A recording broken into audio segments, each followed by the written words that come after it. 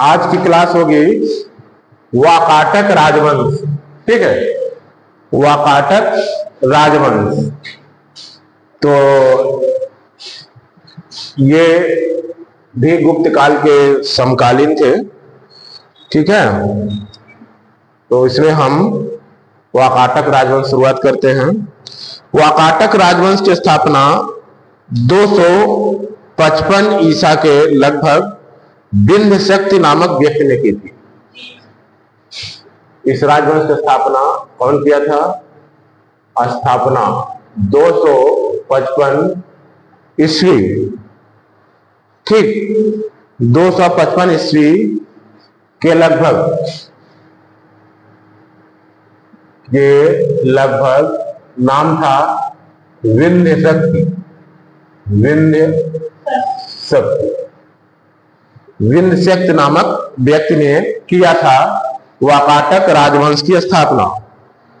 ठीक,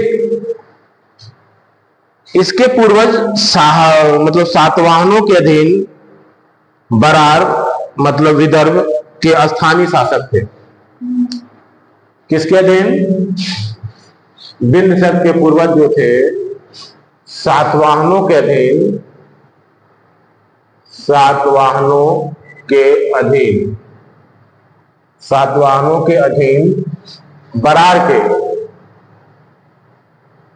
बरार। ठीक,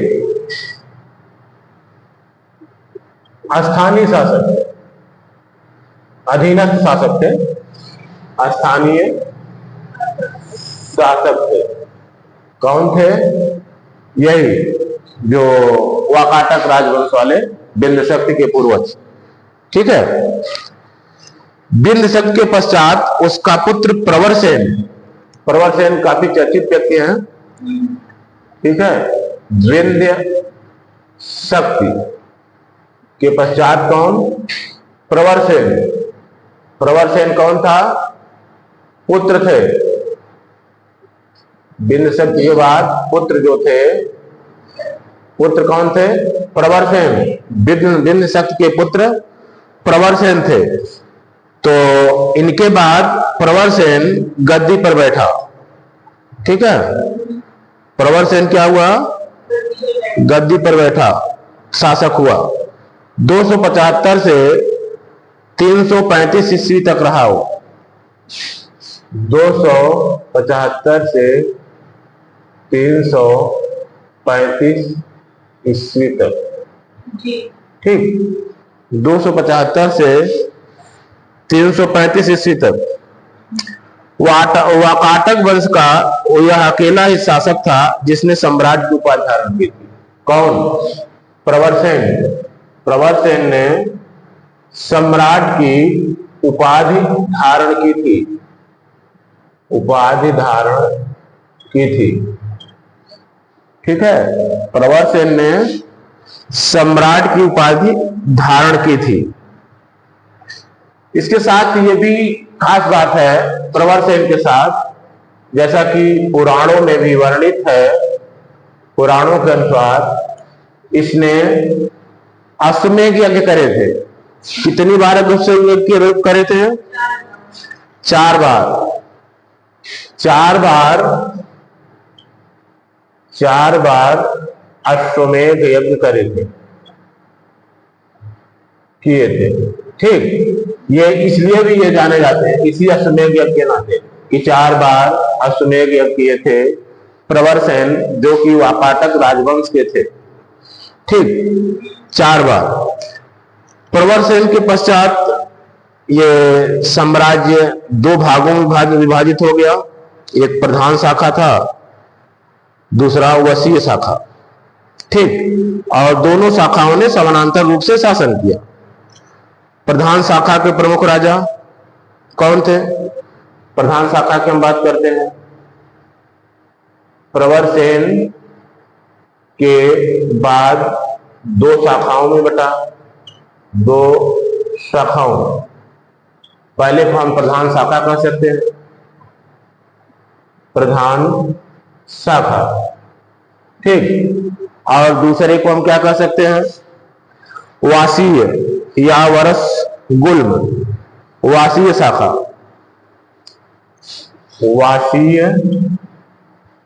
वासीय शाखा। तो प्रवरसेन के पश्चात ये दो शाखाओं में वाकाटक राजवंश विभाजित हुआ। एक था प्रधान शाखा बना, दूसरा वसीय शाखा। इसी प्रधान शाखा में प्रभावती गुप्ता का भी नाम आता है। ठीक, तो प्रधान शाखा में आप देख लीजिए, प्रधान शाखा किसका? प्रवरसेन के बाद, प्रवरसेन के बाद। ठीक, अब प्रधान शाखा में आप जब देखेंगे तो नाम क्या आता है? रुद्रसेन प्रथम का। इन्होंने 335 से 360 तक शासन किया। रुद्रसेन प्रथम 335 से 360, रुद्रसेन प्रथम 335 से 360। फिर इसी के बाद प्रभावती गुप्ता का संरक्षण काल आता है। प्रभावती गुप्ता ये गुप्त परिवार से थी। प्रभावती गुप्ता का संरक्षण काल, संरक्षण काल से क्या मतलब है? ये स्वयं घोषित रूप से राजा नहीं थी, मतलब, लेकिन ये राजकाज करती थी। ठीक, राजकाज करती थी। और इस समय, इस काल में गुप्त साम्राज्य से संबंधों का ये स्वर्ण युग था, अच्छे संबंध थे इसी दौरान। ठीक, और ये संरक्षण काल कब था? 390 से 410, 390 से 410 ईस्वी ये संरक्षण काल था, बहुत महत्वपूर्ण था।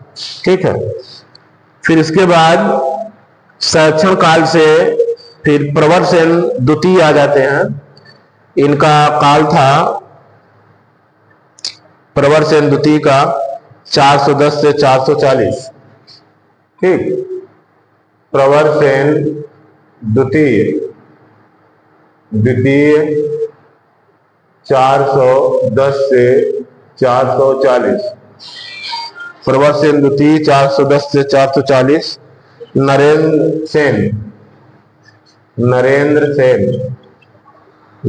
सेन 440 से 460, 440 से 460। फिर इसके बाद नाम आता है पृथ्वीसेन का 460 से 480। पृथ्वीसेन 460 से 480।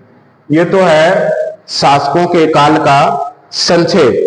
ठीक, और फिर इसके बाद थोड़ा सा जो और महत्वपूर्ण है कि चंद्रगुप्त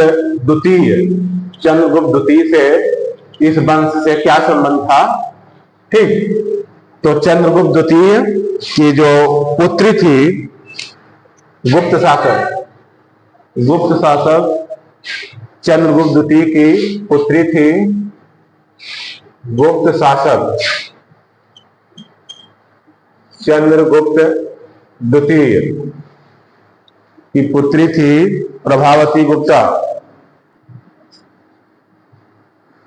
वाकाटक राजवंश, इसमें हम लोग पढ़ रहे थे गुप्त शासक चंद्रगुप्त द्वितीय की पुत्री कौन थी? की पुत्री प्रभावती गुप्ता। ठीक, तो ये प्रभावती गुप्ता का विवाह इनसे हुआ था, हाँ, वाकाटक राजवंश में। ठीक है, रुद्रसेन द्वितीय से। ठीक, किससे हुआ था?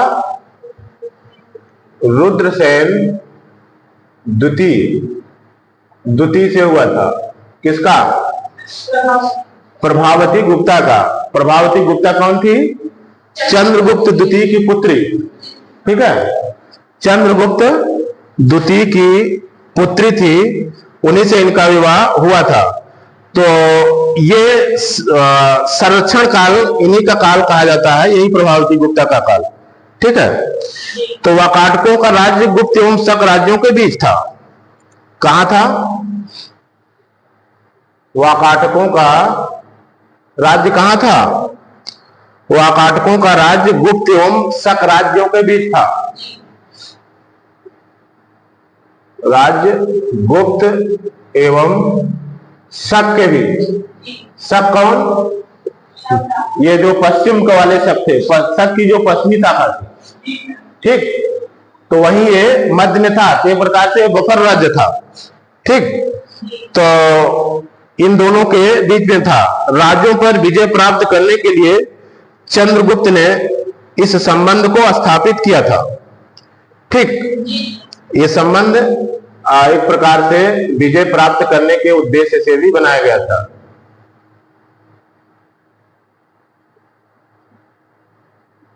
ठीक है। और विवाह के कुछ समय बाद रुद्रसेन द्वितीय की मृत्यु हो गई।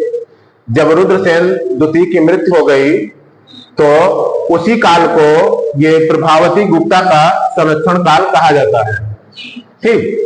रुद्रसेन द्वितीय की मृत्यु हो गई विवाह के कुछ समय पश्चात, तो ये है प्रभावती का संरक्षण काल। ये काल गुप्त राज्य से इनके अच्छे संबंधों के लिए भी जाना जाता है, ठीक। गुप्त काल से अच्छे संबंधों के लिए भी जाना जाता है, ठीक। रुद्रसेन द्वितीय का मृत्यु के पश्चात।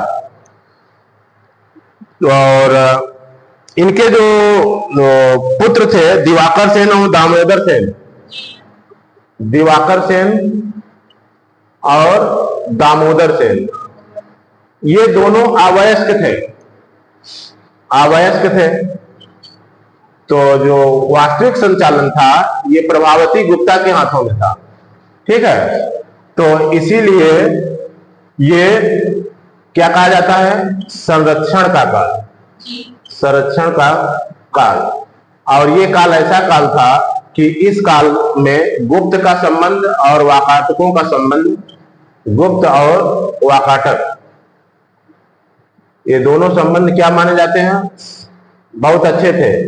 इसको आप स्वर्ण काल कह सकते हैं, संबंध का स्वर्ण काल।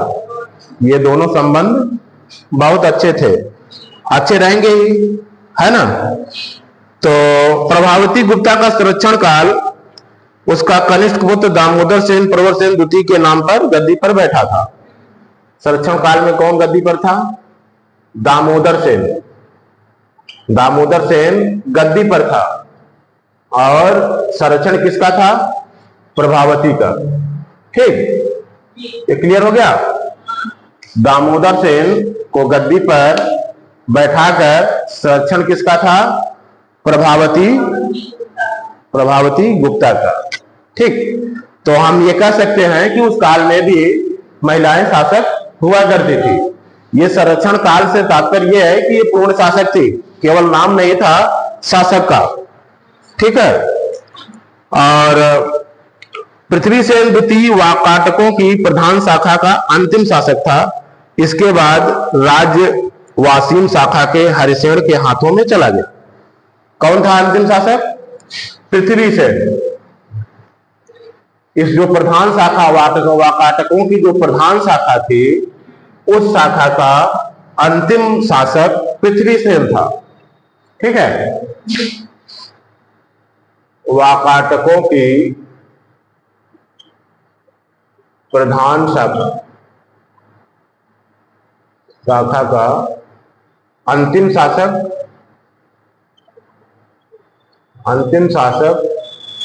पृथ्वीसेन था, पृथ्वीसेन, ठीक है। ये अंतिम शासक था प्रधान शाखा का। और इसके बाद ये जो शासन था, शासन वाकाटकों की जो दूसरी शाखा थी, वाकाटकों की दूसरी शाखा, दूसरी कौन थी? वसीय। दूसरी जो शाखा थी वसीय, उसी के अधीन चला गया, ठीक। वासीम शाखा के अधीन, वासीम शाखा के अधीन चला गया, अधीन चला गया।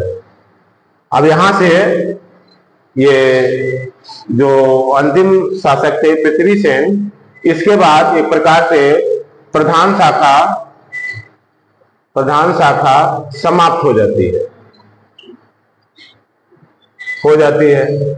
अब यहीं से वसीम शाखा शुरू हो जाती है। शुरू नहीं मतलब वसीम शाखा में ये राज्य मिल जाता है, इस राज्य के लिए वसीम शाखा की शुरुआत हो जाती है। और उस वसीम शाखा का जो शासक था हरिसेन, वसीम शाखा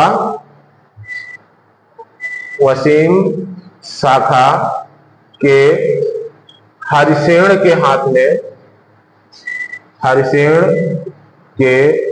हाथ में चली जाती है ये पूरा शासन। ठीक है। अब इसके बाद शुरू होता है वसीम शाखा के वाकाटक। किसके? वसीम शाखा के वाकाटक। अब इनका काल शुरू होता है।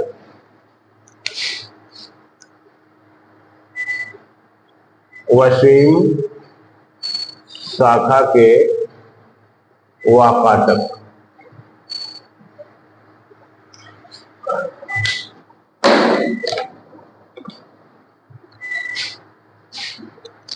इस शाखा की स्थापना कब हुई थी? 330 ईस्वी में।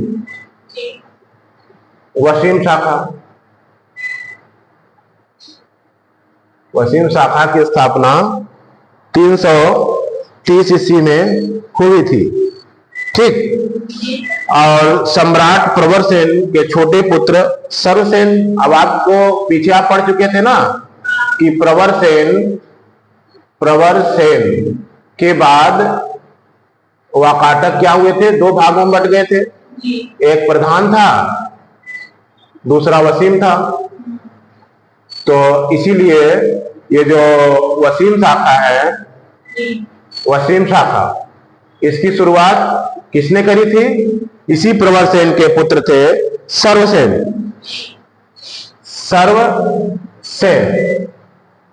ये प्रवरसेन के पुत्र थे।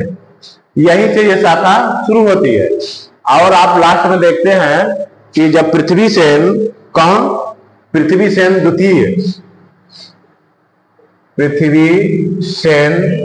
द्वितीय, जब ये आते हैं तो ये प्रधान शाखा के थे, प्रधान शाखा। अब ये यही समाप्त हो जाते हैं, समाप्त। ठीक। इनका विलय कहां होता है? विलय इसी वसीम शाखा में, जिसकी स्थापना किसने करी थी? सर्वसेन ने। ठीक। स्थापना सर्वसेन ने किया था। इसी वसीम शाखा में अब प्रधान शाखा विलय हो जाता है। कहने का मतलब है कि अब जो वाकाटक राजवंश 2 शाखाओं में बीच में विभक्त हो गया था, ये पुनः एक शाखा में हो गया, पुनः एक शाखा में हो गया। वाकाटक राजवंश की जो 2 शाखाएं थी वो एक शाखा में आ गई। ठीक है। और यहां से फिर एक शाखा के रूप में आगे चलता है। ठीक। और इसी सर्वसेन ने क्या किया था? वत्सगुल्म नामक स्थान पर स्वतंत्र राज्य की स्थापना करी थी। स्थान क्या था?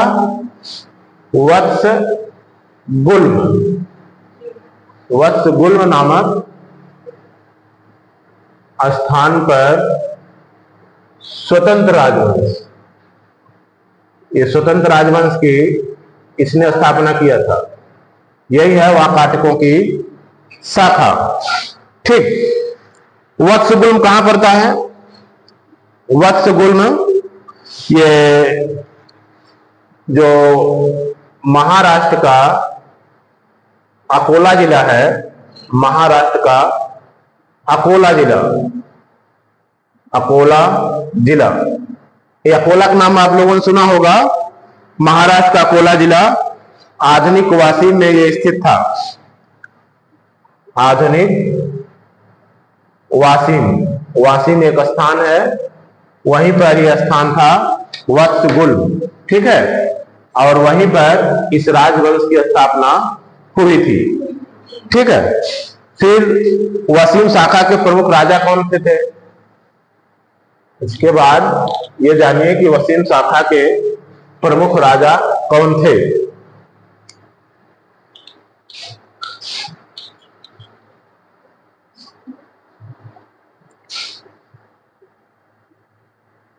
वसीम शाखा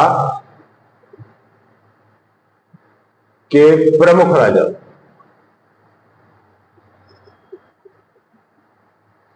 वसीम शाखा के प्रमुख राजा, जैसे आपने जाना ही कि सर्वसेन ने शाखा की स्थापना ही की थी।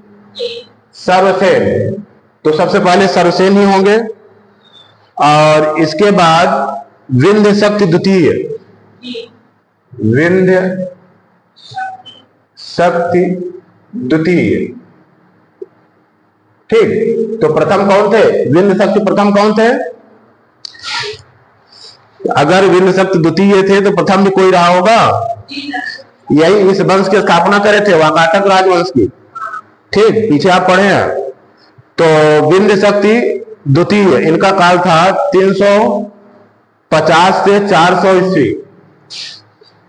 350 से 400 ईस्वी, ये इनका काल था। ठीक, स्थापना सर्वसेन ने किया था। फिर इसके बाद प्रवरसेन द्वितीय, प्रवरसेन द्वितीय, और प्रवरसेन प्रथम कौन थे?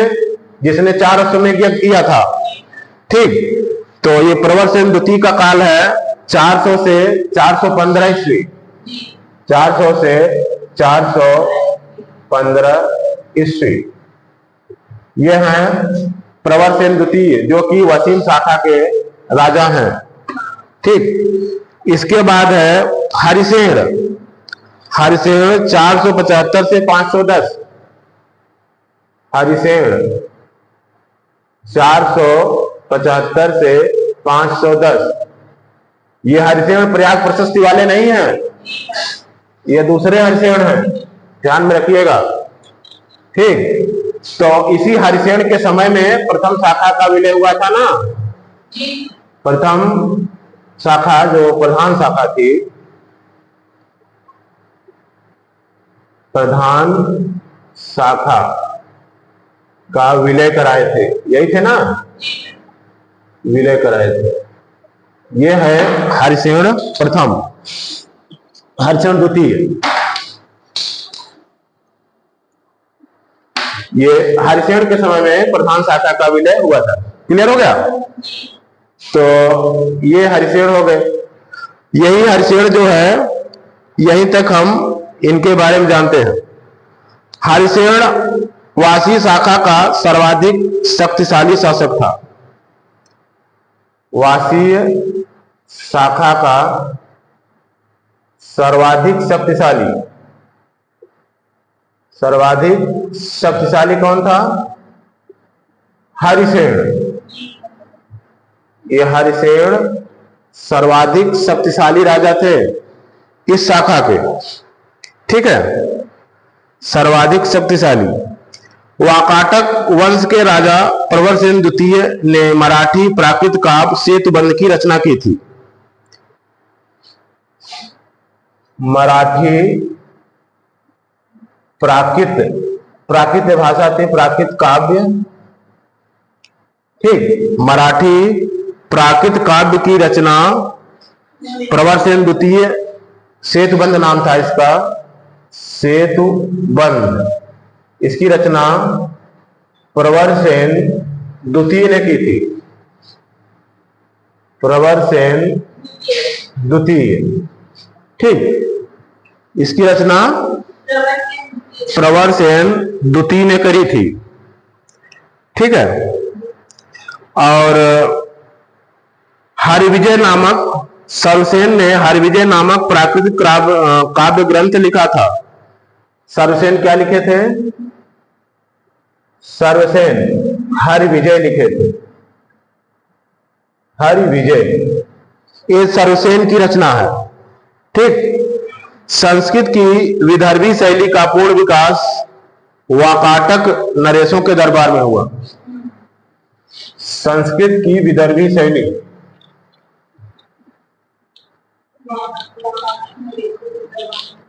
ठीक है, हाँ, संस्कृत की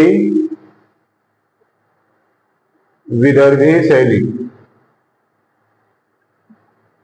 इसका विकास कहाँ हुआ? वाकाटक नरेशों के दरबार, नरेशों के दरबार, ये विदर्भी शैली का यहीं पर विकास हुआ था। ठीक है। और चंद्रगुप्त द्वितीय के राजकवि कालिदास कुछ समय के लिए प्रवरसेन द्वितीय की राजसभा में भी निवास किए थे। ये चंद्रगुप्त द्वितीय, इनके दरबार में नवरत्नों में कौन थे? कालिदास थे ना। कालिदास ने नाटककार थे, नाटक लिखा था। ठीक, ये जो कालिदास थे ये प्रवरसेन द्वितीय, ठीक, हाँ, कुछ समय के लिए ये प्रवरसेन द्वितीय की राज्यसभा में भी रहे थे, कि राज्यसभा में भी रहे थे। यहां पर भी प्रवरसेन द्वितीय की राज्यसभा में भी निवास किया था वही कालिदास। कालिदास की रचनाएं क्या हैं? अभिज्ञान शाकुंतलम बहुत ही फेमस रचना है। ठीक है। वहां जब निवास कर रहे थे तो सेतुबंध का संशोधन किया, विदर्भी शैली में अपना काव्य मेघदूत लिखा। सेतुबंध का संशोधन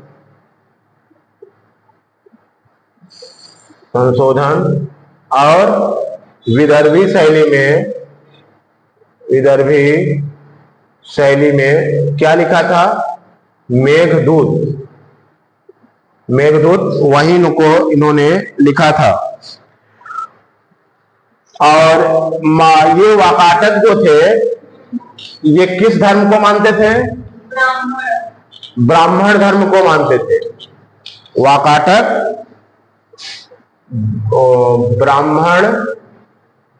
ब्राह्मण धर्म को मानते थे। ठीक है, ब्राह्मण धर्म को मानते थे और शिव एवं विष्णु की पूजा करते थे। शिव एवं विष्णु की, है ना। शैव और वैष्णव ये दो संप्रदाय ब्राह्मण धर्म के ही हैं। ठीक है, ये संप्रदाय हैं। और जो विष्णु या शिव दोनों पूजा करने वाले ब्राह्मण धर्म के ही हैं। वही ब्राह्मण धर्म आधुनिक में हिंदू धर्म के नाम से जाना जाता है। ठीक है, और इतना क्लियर हो गया ना। ब्राह्मण धर्म को मानते थे, शिव एवं विष्णु दोनों की पूजा करते थे। ठीक, उपासक थे। और वाकाटक नरेश पृथ्वीसेन द्वितीय के सामंत व्याघ्रदेव ने नचना का मंदिर, व्याघ्रदेव थे, व्याघ्रदेव, इन्होंने नचना का मंदिर बनवाया। नचना का मंदिर बनवाया था। नचना का मंदिर बनवाया था। फिर अजंता का 16वां 17वां गुफा जो है और 19वें गुहा का चैत्य का निर्माण वाकाटकों के शासन काल में ही हुआ था। किसका? अजंता गुफा है ना। अजंता की गुफा में कौन कौन से? 16वां 17वां बिहार और 19वां चैत्य। 16वां 17वां बिहार और 19वां चैत्य। इनका निर्माण कब हुआ था? इनका निर्माण वाकाटकों के समय में ही हुआ था। वाकाटकों के समय में हुआ था। ठीक, वाकाटकों के समय में ही हुआ था। फिर वाकाटकों के बाद हम पढ़ेंगे पुष्यभूति वंश। तो पुष्यभूति वंश ये या वर्धन वंश ये कब का है? जब गुप्त काल का पतन हुआ तो अनेक छोटे छोटे राजवंश बने। उसी में एक पुष्यभूति वंश या वर्धन वंश है। ठीक, तो अनेक राज्य बने, उनमें से कौन कौन से राज्य हैं? उन राजवंशों जिनमें से उद्भव हुआ, तो उन राजवंशों में मैत्रक, मौखरी, मैत्रक है, और कौन है? मौखरी, मैत्रक, मौखरी, पुष्यभूति वंश, पुष्यभूति वंश और परवर्ती गुप्त। परवर्ती गुप्त, ये परवर्ती गुप्त से तात्पर्य यह है कि ये गुप्त काल के बाद के हैं। ठीक, मतलब कि जो उन्हीं में से जो गुप्त के बाद हुए, तो उन्हीं वही परवर्ती गुप्त काल है। ठीक, और गौड़, कौन? गौड़, इतने प्रमुख हैं। मैत्रक, मौखरी, पुष्यभूति वंश, परवर्ती गुप्त है ही, और गौड़। अब ये इनका इतिहास हम बहुत शार्ट में पढ़ेंगे, और बहुत शार्ट में बहुत विस्तृत इतिहास है भी नहीं इनका। ठीक है, तो पुष्यभूति वंश के संस्थापक पुष्यभूति थे। संस्थापक कौन थे? पुष्यभूति वंश के संस्थापक पुष्यभूति, इनका नाम था, क्या नाम था?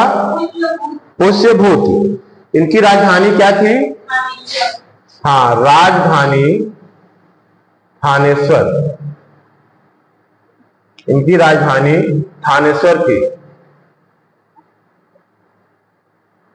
यही बाद में हर्षवर्धन यहीं से थे, और इन्होंने बाद में कन्नौज को अपनी राजधानी बनाया था, जो कि उनकी बहन राजश्री का राज्य था। ठीक है, तो थानेश्वर कहाँ है वर्तमान में? हाँ, हरियाणा का कुरुक्षेत्र क्षेत्र, हरियाणा के, हाँ, हरियाणा का कुरुक्षेत्र, यही था क्षेत्र उनका, वहीं था ये थानेश्वर। हरियाणा मतलब वो दिल्ली का पश्चिम वाला क्षेत्र जो हरियाणा राज्य है। ठीक है, तो ये था उनका क्षेत्र। पुष्यभूति वंश का संस्थापक तो आपको पता ही है, और प्रभाकर वर्धन इस वंश की स्वतंत्रता का जन्मदाता था। प्रभाकर वर्धन कौन था? प्रभाकर वर्धन, ये सबसे प्रभावशाली शासक भी थे ये। ठीक है, इन्होंने परम भट्टारक महाराजाधिराज की उपाधियां धारण की थी। प्रभाकर वर्धन प्रभावशाली शासक, ये प्रभावशाली शासक थे, और परम भट्टारक महाराजाधिराज, महाराजाधिराज। ठीक, ये भारी भरकम उपाधि इन्होंने धारण की थी। परम भट्टारक और महाराजाधिराज की उपाधियां इन्होंने धारण की थी। प्रभाकर वर्धन की पत्नी यशोमती से दो पुत्र राजवर्धन, हर्षवर्धन, और एक पुत्री कौन हुई थी? उनकी एक राजश्री। ठीक, तो ये दो पुत्र और एक पुत्री थी, किसके? प्रभाकर वर्धन के।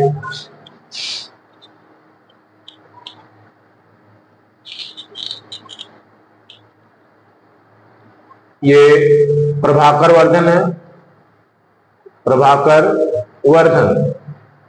पत्नी का क्या नाम है? यशोमती, और इनके यही परम भट्टारक महाराजा धीराज की उपाधि धारण करते हैं, परम भट्टारक और महाराजाधिराज, महाराजाधिराज। और इनके दो पुत्र थे, राजवर्धन और हर्षवर्धन छोटे थे, ठीक। हर्षवर्धन। और पुत्री कौन थी? पुत्री राजश्री। इन्हीं राजश्री का विवाह कन्नौज में हुआ था, ठीक है। पुत्री राजश्री। राजश्री का विवाह कहां हुआ था? कन्नौज नरेश गृहवर्मा, है ना। राजश्री का विवाह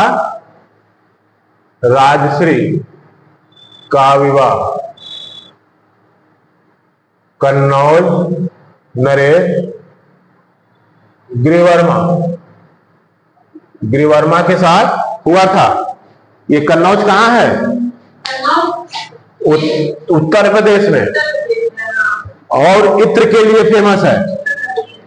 कन्नौज उत्तर वर्तमान में इत्र नगरी है, बड़े बड़े व्यापारी हैं वहां इत्र के। तो उसी कन्नौज में, इसी को बाद में बहुत फेमस हुआ जब हर्षवर्धन यहाँ का शासक बना तो महोदय नगर कहा गया। इसी कन्नौज को महोदय नगर कहा जाता है, बड़ा फेमस क्षेत्र हुआ आगे चल के, ठीक है। तो गृहवर्मा के साथ इनका विवाह हुआ था। किसका? राजश्री का। राजश्री का विवाह गृहवर्मा के साथ हुआ था। तो मालवा के शासक देवगुप्त ने, इसी समय जो मालवा था, मालवा के शासक थे देवगुप्त।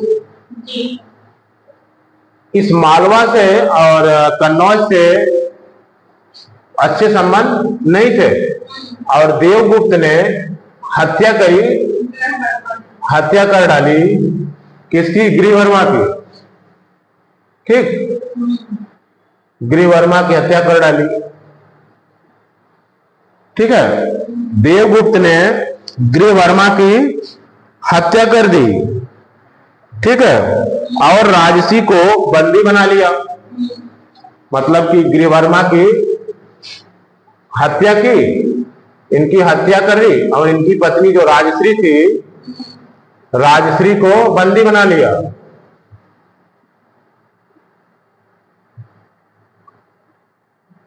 पत्नी राजश्री को बंदी बना लिया, ठीक। अब यहां पर दो काम किया। एक तो पत्नी को बंदी बना लिया, मतलब किसके? हर्षवर्धन की बहन को, और उनके हर्षवर्धन की बहनोई का हत्या कर डाली। यहां पर दो घटनाएं एक साथ हुआ। तो उस समय हर्षवर्धन छोटा था, मतलब 16 साल की ही एज थी लगभग। हर्षवर्धन छोटा था उस समय। तो राजवर्धन ने, और उनके बड़े भाई थे राजवर्धन, तो राजवर्धन क्या करते हैं? राजवर्धन ने देवगुप्त, यही जिसने हत्या किया था किसकी? गृहवर्मा की। राजवर्धन ने देवगुप्त की हत्या कर दी। अब देवगुप्त का मित्र था शशांक, ठीक। राजवर्धन क्या किए? देवगुप्त को मार डाला, और देवगुप्त का मित्र जो गौड़ शासक था शशांक, देवगुप्त का मित्र था और गौड़ शासक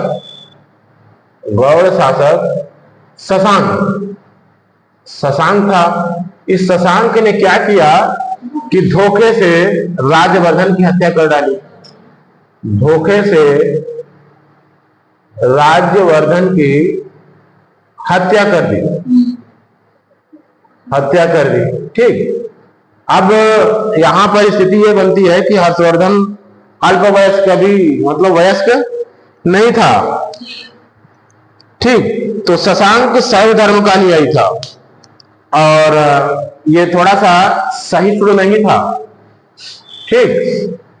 तो ये शशांक जो था धर्म सहिष्णु व्यक्ति नहीं था, इस शैव धर्म का अनुयायी था। अनुयायी होना कोई बुरी बात नहीं है, लेकिन इसने बौद्ध वृक्ष को कटवा डाला था। शशांक शैव धर्म का अनुयायी था, ठीक। और इसने क्या किया था? बोध वृक्ष, हाँ, बोध वृक्ष कहाँ था? बोध गया में। बोध वृक्ष को कटवाया था। ये इसके साथ है, इसके हम मतलब धार्मिक सोच की बात यहां पर है। तो ये बोध वृक्ष को कटवाया था। अब राजवर्धन की मृत्यु कब हुई थी? मतलब जब धोखे से हत्या की गई थी राजवर्धन की, तो 606 ईस्वी का समय था वो। कब राजवर्धन की हत्या 606 ईस्वी में हत्या हुई थी, ठीक है। 606 ईस्वी में राजवर्धन की हत्या हुई थी, ठीक। अब उस समय हर्षवर्धन 16 साल का था। 16 वर्ष की आयु में हर्षवर्धन थानेश्वर की गद्दी पर बैठा। थानेश्वर की गद्दी पर बैठा। अब सबसे महत्वपूर्ण प्रश्न इसके था कि अब ये इनके बहनोई थे। कौन? बहनोई मारे जा चुके थे। इनकी बहन थी राजश्री, ठीक। अब दो बातें हर्षवर्धन के सामने थी कि अपने बहनोई की हत्या का बदला लेना और राजश्री को कारागार से मुक्त कराना। ये इनके सामने पहली समस्या थी हर्षवर्धन के सामने कि उनको कारागार से मुक्त कराना है, ठीक। हर्षवर्धन को शिलादित्य के नाम से भी जाना जाता है। हर्षवर्धन को शिलादित्य के नाम से भी जाना जाता है। हर्षवर्धन को शिलादित्य के नाम से जाना जाता है, ठीक है। इन्होंने भी परम भट्टारक की उपाधि धारण की थी। परम भट्टारक की उपाधि हर्षवर्धन ने भी धारण की थी। इनके पिताजी ने भी धारण किया था, ठीक है। परम भट्टारक की उपाधि हर्षवर्धन ने भी धारण किया था। हर्ष ने आगे क्या होता है कि हर्ष ने किसको पराजित किया? हर्ष ने शशांक को पराजित करके, शशांक को पराजित करके कन्नौज पर अधिकार कर लिया। कन्नौज पर अधिकार कर लिया और फिर इसके बाद कन्नौज को अधिकार कर लिया और फिर क्या किया? उनके सामने एक समस्या और थी ना, अपनी बहन को मुक्त कराना, ठीक है। और उसको अपनी राजधानी बना लिया था और अपनी बहन को मुक्त कराया था। मुक्त क्या कि उनकी बहन भागकर जंगलों में जाकर आत्महत्या करने वाली थी और वहीं से हर्ष ने अपनी बहन को बचाया था, ठीक। फिर इसी कन्नौज को हर्ष ने अपनी राजधानी बनाया और यहीं से कन्नौज और वहां का जो थानेश्वर दोनों का शासन होने लगा, ठीक है। फिर इसके बाद अब जो चर्चित युद्ध है इस हर्षवर्धन का, तो अगला जो चर्चित युद्ध है वो कौन सा था? पुलकेशिन द्वितीय से युद्ध। पुलकेशिन द्वितीय का युद्ध जो कि दक्षिण भारत से थे, तो पुलकेशिन द्वितीय से इनका युद्ध हुआ था। हर्षवर्धन का पुलकेशिन द्वितीय से युद्ध हुआ था। पुलकेशिन द्वितीय, ठीक है। पुलकेशिन द्वितीय के बीच नर्मदा नदी के तट पर हुआ था द्वितीय से युद्ध। कहां हुआ था? नर्मदा नदी के तट पर, कहा जाता है कि इसमें हर्ष की पराजय हुई थी, हर्ष की पराजय हुई थी। पराजय से मतलब ऐसा नहीं कि हर्ष ने अपना राज्य गंवा दिया था, लेकिन वहां पराजय हुई थी, हर्ष की सेना पीछे हट गई थी। ठीक, इस युद्ध में हर्ष की पराजय हुई थी। और एक जो चीनी यात्री था, काफी फेमस है, ह्वेनसांग। ह्वेनसांग, हाँ, हर्ष के काल में ही भारत आया था। हर्ष के काल में भारत आया था ह्वेनसांग। भारतीय इतिहास लेखन में ह्वेनसांग के जो विवरण है उनका काफी योगदान है। तो ये हर्ष के काल में ही भारत आया था ह्वेनसांग। ठीक, ह्वेनसांग, हाँ, इसी ह्वेनसांग को यात्रियों का राजकुमार कहा जाता है। यात्रियों का राजकुमार किसको कहा जाता है? ह्वेनसांग को। ठीक है, नीति का पंडित, वर्तमान का शाक्य मुनि। यात्रियों का राजकुमार, नीति का पंडित, वर्तमान का शाक्य मुनि, ये सब इसके नाम हैं। शाक्य मुनि इसी ह्वेनसांग को कहा जाता है। ठीक, नालंदा विश्वविद्यालय में इनका ये आया क्यों था? ह्वेनसांग, ह्वेनसांग भारत क्यों आया था? ह्वेनसांग नालंदा विश्वविद्यालय में पढ़ने के उद्देश्य से और बौद्ध ग्रंथों के संग्रह के उद्देश्य से आया था।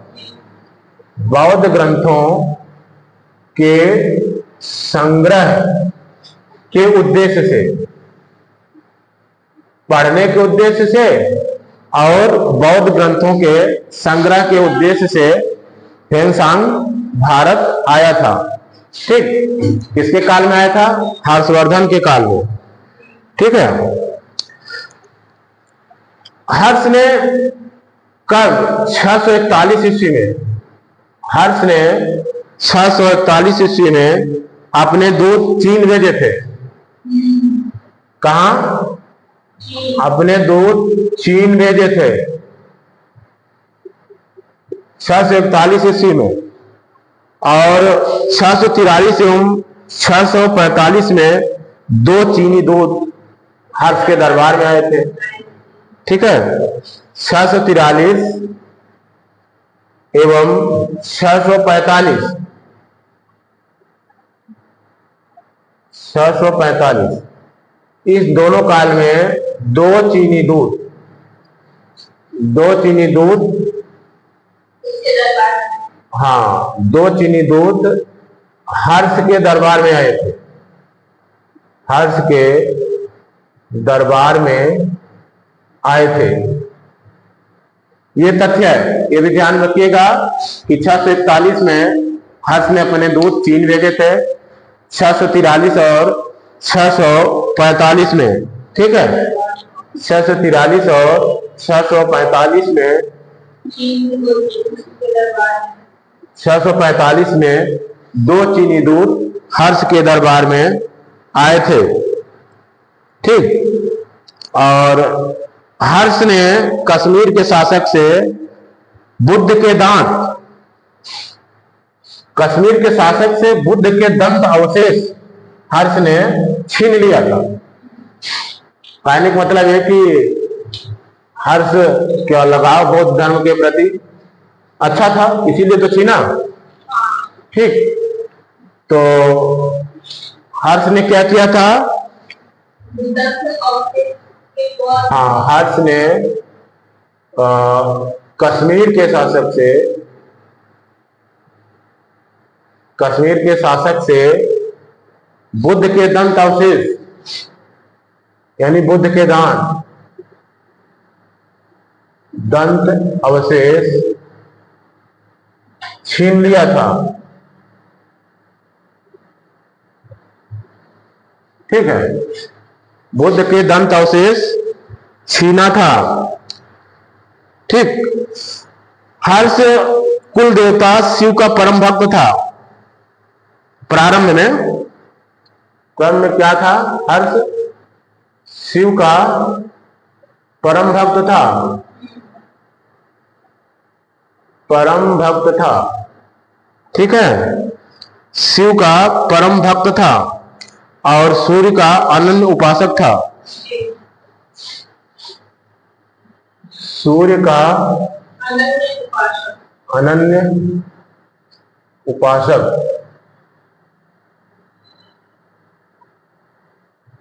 ठीक। सूर्य का अनन्य उपासक था, ठीक है।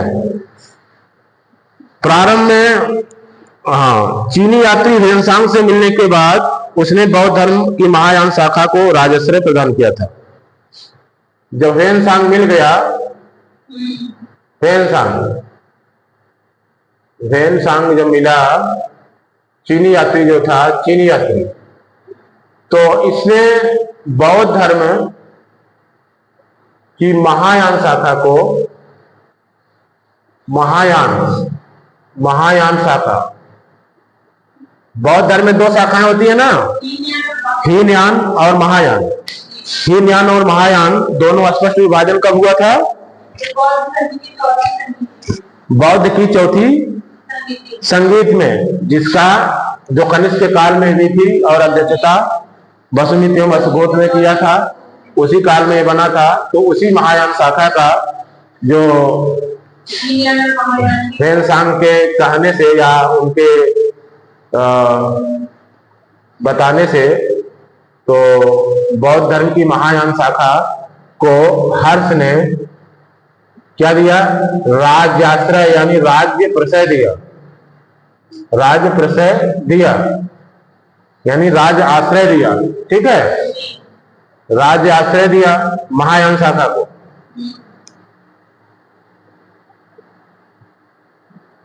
ठीक। और क्या किया? स्वयं पूर्ण बौद्ध बन गया, बौद्ध बन गया, ठीक। ये जो प्रयाग में जो परिषद का आयोजन करता था, विद्वानों के संगम का आयोजन करता था, यही हर्ष थे, ठीक। तो ये बाद में क्या होते हैं? बौद्ध बन जाते हैं। हर्ष के समय में नालंदा महाविहार महायान बौद्ध धर्म शिक्षा का केंद्र था। कौन था? नालंदा बौद्ध विहार। नालंदा बौद्ध विहार, नालंदा कहाँ है? हाँ, नालंदा बौद्ध विहार क्या था? हर्ष के समय में नालंदा बौद्ध विहार महायान शाखा का केंद्र था, ठीक है। महायान शाखा का केंद्र था। किसके समय में? हर्ष के समय में, ठीक। और वहां पर बौद्ध धर्म की शिक्षा दी जाती थी। बौद्ध धर्म की शिक्षा, ठीक। और हर्ष के साथ क्या खास है? हर्ष प्रयाग में प्रति 5वें वर्ष, हर्ष प्रयाग में प्रति 5वें वर्ष, 5वें वर्ष, हाँ, महामोक्ष परिषद, महामोक्ष परिषद मतलब एक समारोह ही है। महामोक्ष परिषद जो एक समारोह था का आयोजन करता था, जहां पर बहुत विद्वान भी उपस्थित होते थे और शैव वैष्णव मतलब ये ब्राह्मण धर्म के लोग भी उपस्थित होते थे, ठीक है। ह्वेनसांग स्वयं 6वें समारोह में शामिल हुआ था। ये विद्वानों की परिषद हुआ करती थी, है ना, एक प्रकार के सरस्वती बहती थी, ज्ञान की सरस्वती बहती थी। ठीक है, इतने ज्यादा विद्वानों का वहां संगम होता था उस महामोक्ष परिषद में। जो छठवां परिषद था, छठवें परिषद में स्वयं ह्वेनसांग भाग लिया था। ह्वेनसांग छठवें परिषद में भाग लिया था। ठीक, ह्वेनसांग स्वयं छठे परिषद में भाग लिया था महामोक्ष परिषद के। ठीक, तो वहीं से ये जो जमावड़ा है, जो मतलब ये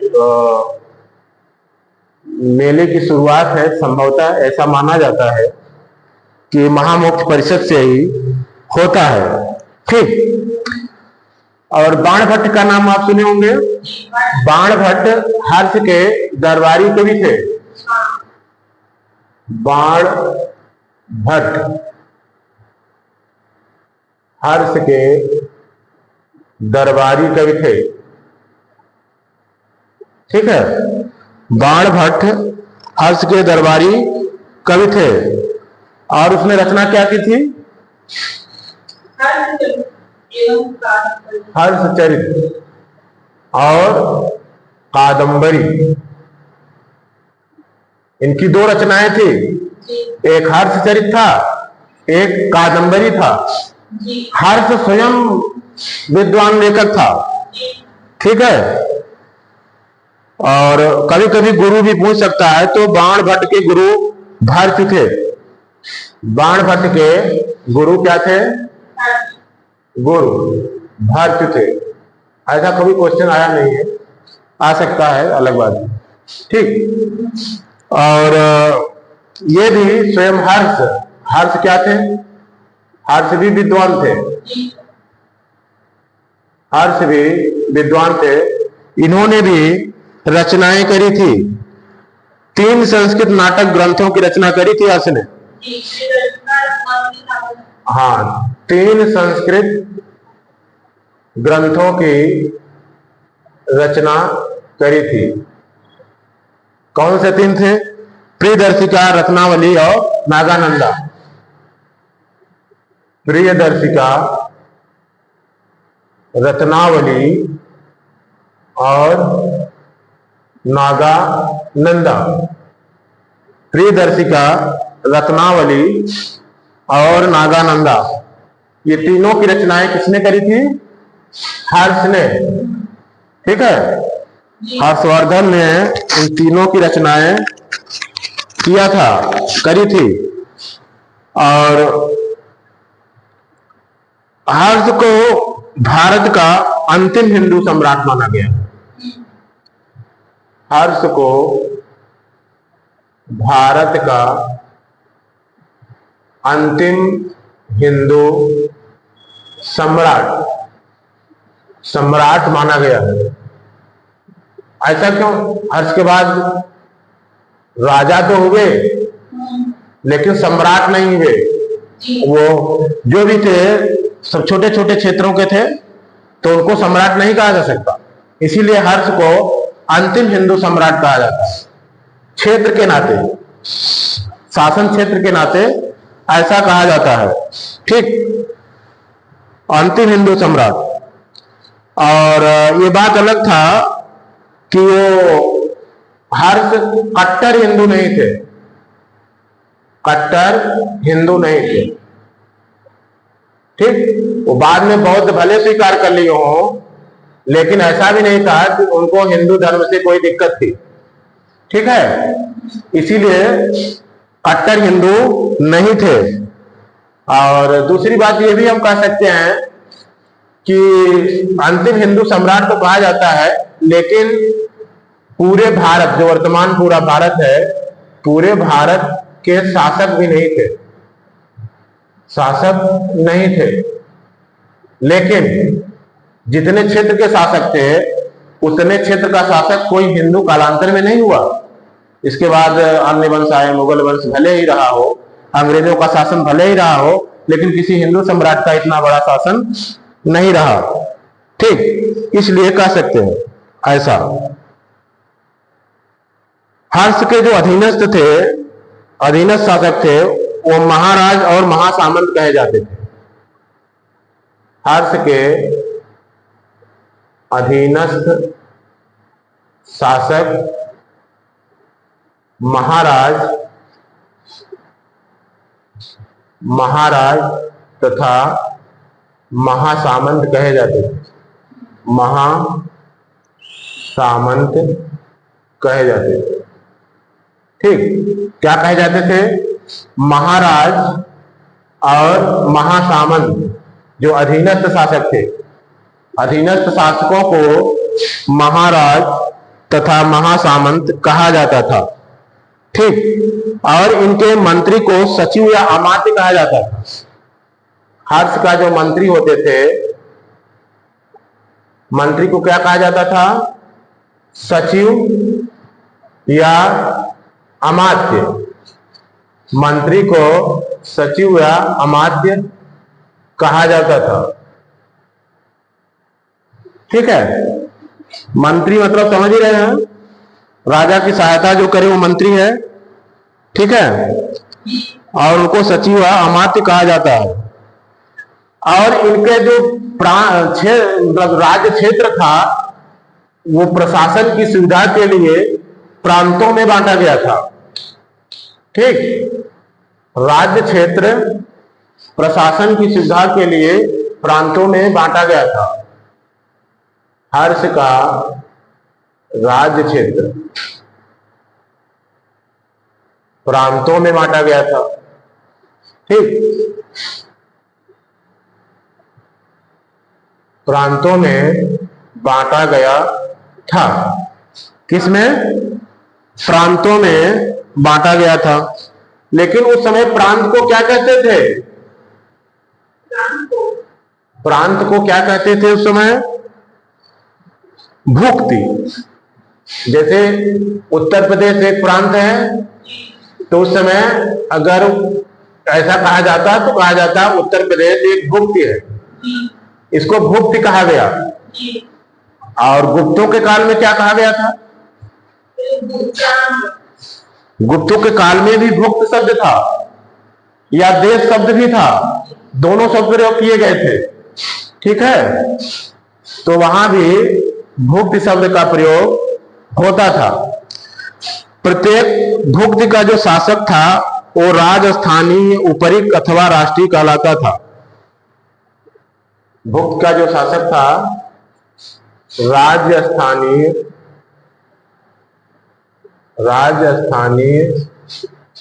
उपरिक, क्या राजस्थानीय, उपरिक या राष्ट्रीय जैसे शब्दों का प्रयोग होता था।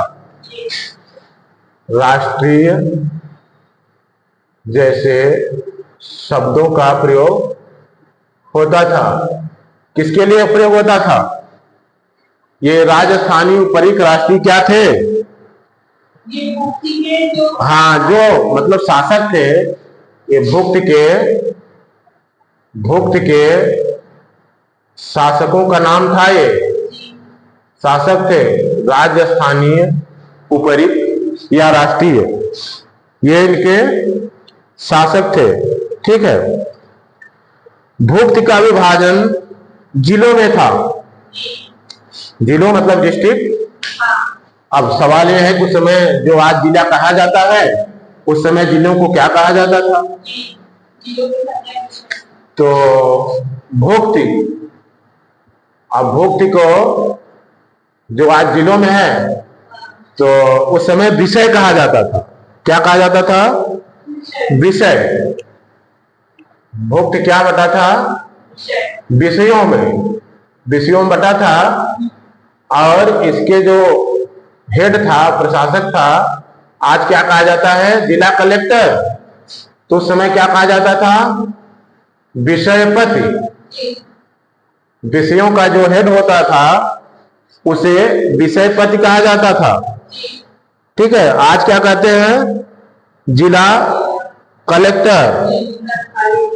ठीक, जिलाधिकारी, डिस्ट्रिक्ट मजिस्ट्रेट, डीएम, तो उस समय विषय पद था, उस समय का विषय पद आज का डीएम है।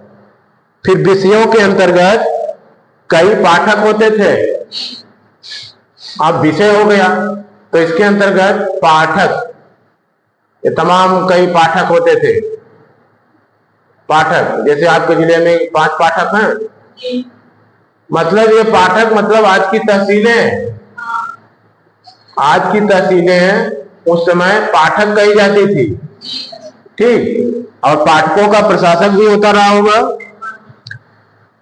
ठीक है, पाठक होते थे।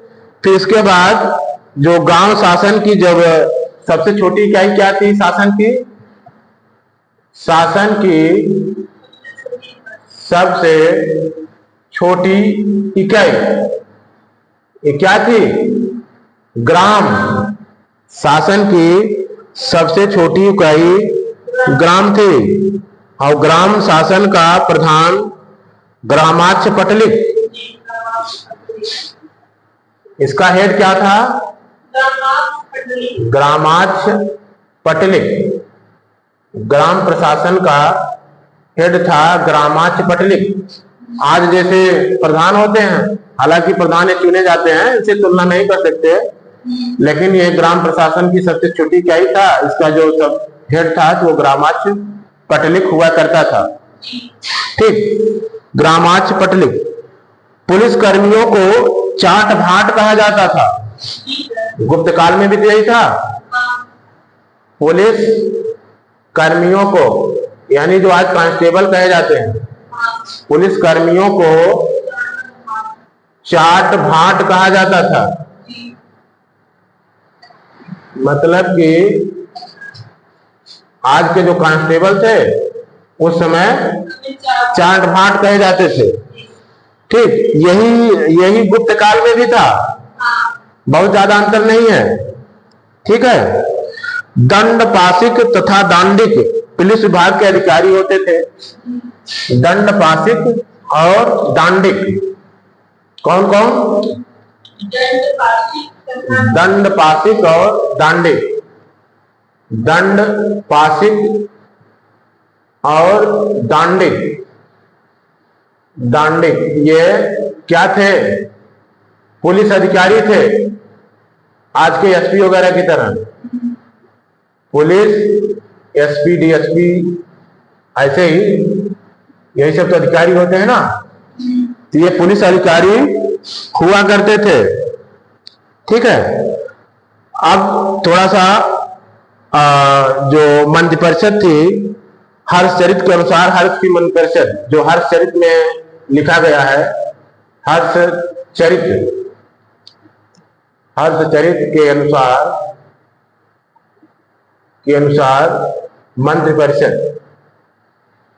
मंत्रिपरिषद कैसी थी, क्या नाम था उनका? तो जो भंड था, भंड जो कहा जाता था, भंड, उसको हम प्रधान सचिव कह सकते हैं।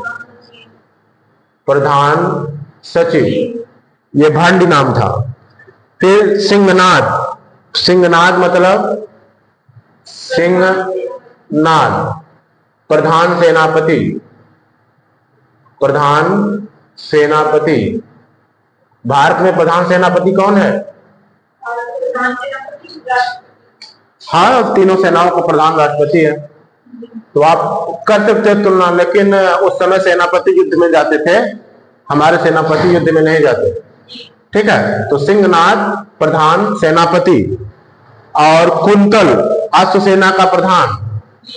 कुंतल किसको कहा जाता था? अश्व सेना का प्रधान, ये कुंतल था।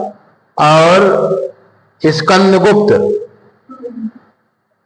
स्कंदगुप्त ये गज सेना का प्रमुख था। किसका? गज सेना का प्रमुख। ठीक, गज सेना का प्रमुख। ठीक है, और अश्व सेना के अधिकारी को बृहदेश्वर, पैदल सेना के अधिकारी को वालाधिकृत। ठीक, अश्व सेना के अधिकारी, इनको क्या कहा जाता था? बृहदेश्वर। ठीक, बृहदेश्वर। ये अश्व सेना हो गए। और इसके बाद पैदल सेना के अधिकारी जो था वो बलाधिकृत या महाबलाधिकृत। पैदल सेना, पैदल सेना ये क्या थे? बलाधिकृत या महाबलाधिकृत। महाबलाधिकृत, बलाधिकृत या महाबलाधिकृत इनको कहा जाता था। ठीक है। हर्षचरित्र में सिंचाई के साधन के रूप में तुला यंत्र, हर्षचरित्र में सिंचाई का साधन भी बताया गया है, जिसका नाम दिया गया है तुला यंत्र। हर्षचरित्र के अनुसार सिंचाई का साधन तुला यंत्र। जैसे उस तुला यंत्र जैसे राहट वगैरह नहीं थे, ऐसा थोड़ी था कि उस समय समर्सिबल था। ठीक है, तो राहट वगैरह जैसे यंत्र हुआ करते थे, तो उन्हें जल पंप का भी मतलब इसी तरह के जल पंप का उल्लेख है हर्षचरित्र। ठीक है। हर्ष के समय मथुरा सूती वस्त्रों के निर्माण का केंद्र था। मथुरा क्या था? सूती वस्त्रों के निर्माण का केंद्र था। किसके समय में? हर्ष के समय में। हर्ष के समय में मथुरा सूती वस्त्रों के निर्माण का केंद्र था। और प्रांतीय शासक के लिए लोकपाल शब्द भी आया है हर्षचरित्र में। ठीक है। हर्षचरित्र में प्रांतीय शासक के